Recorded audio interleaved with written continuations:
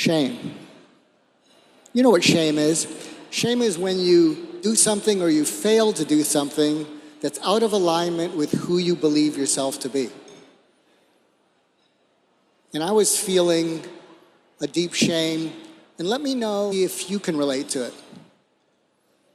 Do you ever walk by a homeless person who's not faceless because you recognize his face, but he's nameless because you don't make eye contact. You avoid eye contact. If you're having a good day, maybe you'll give him $5, maybe you'll give him $10, but then you hope he won't hit on you. Well, that's happened to me on more occasions than I care to admit.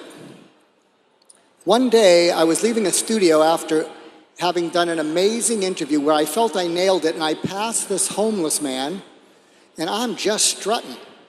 And as I pass him, he said, "Hey, mister." And he briefly interrupted my self-congratulatory trance, and I looked at him, and he looked right through me, and he said, "Hey, mister, I wasn't always this way. I used to be a person." But I was still full of myself. So I just kept walking, and I walked to one of those abandoned buildings where you look into the darkened window and you see yourself, and I saw myself, and I looked at myself, and I said, "You weren't always this way.